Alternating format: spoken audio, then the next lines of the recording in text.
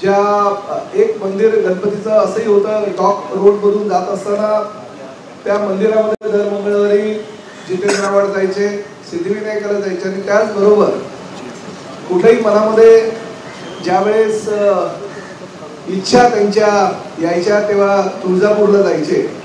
आणि मी या घटनेचा साक्षीदार आहे. मनोज प्रधान, मी, जितेंद्र आव्हाड, ऋता आव्हाड, मनोज प्रधानांची पत्नी, आम्ही अनेक वेळा तुळजापूरला गेलोय. मला आणि हेही आठवत आहे की ज्यावेळेस जितेंद्र आव्हाड शिक्षण मंडळामध्ये अध्यक्ष म्हणून कार्यरत होते त्यावेळेस तुळजापूर मंदिराच्या मागच्या बाजूला एक गोल दगड आहे आणि त्या गोल पाषाणावर हात ठेवल्यानंतर मनातल्या इच्छा पूर्ण होतात असं म्हटलं जातं. त्या पाषाणाचं नाव चिंतामणी आहे. तो ज्या बाजूला वळेल असं जाणवलं जातं की हाताच्या उष्मेनं, शरीराच्या उष्मेने तो दगड आपण हात अलगद ठेवल्यानंतर उजवीकडे डावीकडे वळतो.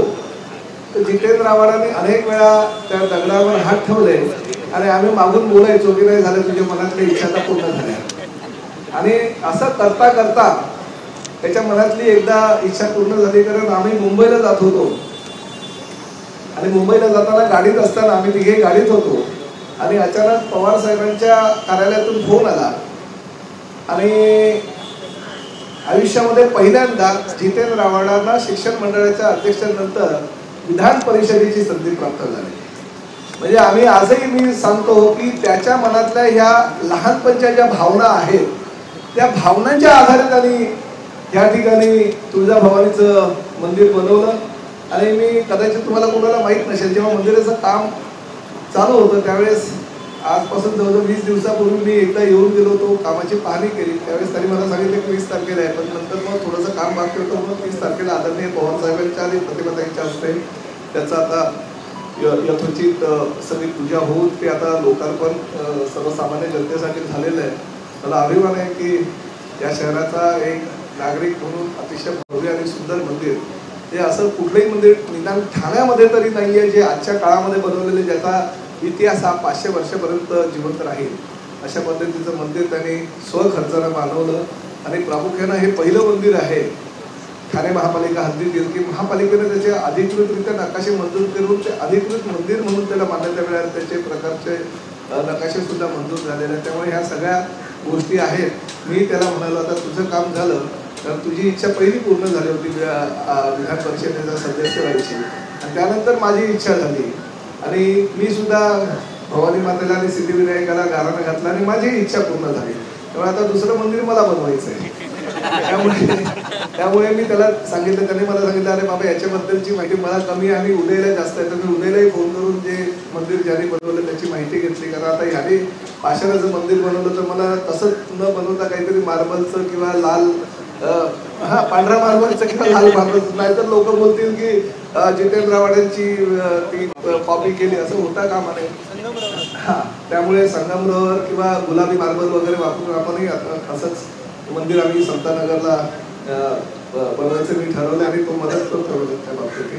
त्यामुळे मी जितेंद्र आव्हाडांचं मनापासून खूप खूप त्याला अभिनंदन करतो, शुभेच्छा करतो आणि भविष्यामध्ये महायुती सरकारच्या माध्यमातून जी काही कामं चांगली आमची चाललेली आहे त्याबद्दल अशाच प्रकारच्या चांगल्या भावना त्यांच्याकडे व्यक्त होतील अशी आशा आजच्या प्रसंगी देतो. मी नशीबवान बघा किती आहे, मी धाराशिवचा पालकमंत्री आहे आणि नेमकं आजच दुपारी 3:30ला तुळजापूरला माझ्या हस्ते बस डेपोचं उद्घाटन आहे. त्यामुळे मी आता इकडनं धाराशिवला चाललो आहे आणि 3-3:30च्या दरम्यान मी तुळजाभवानी मातेच्या मंदिरात पण असेल. म्हणजे मी खरंच नशीबवान आहे की हे तुळजाभवानीचं इथलं मंदिर आणि तुळजापूरचं मंदिराचं एकाच दिवशी 4 तासाच्या कालावधीमध्ये मला तो लाभ मिळतोय. त्यामुळे मी परत एकदा आपल्या सगळ्यांचा मनापासून आभार मानतो. धन्यवाद. अजून काही इच्छा बाकी राहिल्यात का दोघांच्या एकमेकांना सांगितल्या? नाही बघा, मला तर माझ्या आयुष्यातलं सर्वोच्च पद मिळालं आहे. त्याच्या काही इच्छा बाकी हे मला माहित नाही, पण जर काय बाकी असेल तर त्यांनी मला सांगावं, मी तुझ्या भवानी मातेकडे तेही काही मागितलं. सुख शांती आमची मैत्री अशीच आयुष्यभर राहू द्या. पक्ष जरी असे तरी मैत्री आणि कौटुंबिक संबंध जे आम्ही एवढ्या वर्षापासून असलेले 40 वर्ष आम्ही कौटुंबिक संबंध जपलेले. म्हणजे जितेंद्र आव्हाडांनी मी जवळजवळ 9 वर्ष बोलत नव्हतो, तर आमचे कौटुंबिक संबंध आमचे दोघं बोलत नव्हतो, परंतु आमच्या घरच्या जे कौटुंबिक नाती आहे ती नाती आम्ही तशीच कायम ठेवली होती. ती आयुष्यभर राहू द्या अशी आई जगदीच्या त्यांनी प्रार्थना.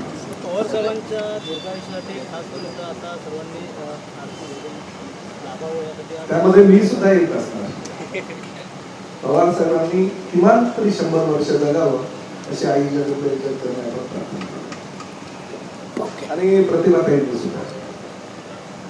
ओके साहेब निघतो, आज नाही घेतो.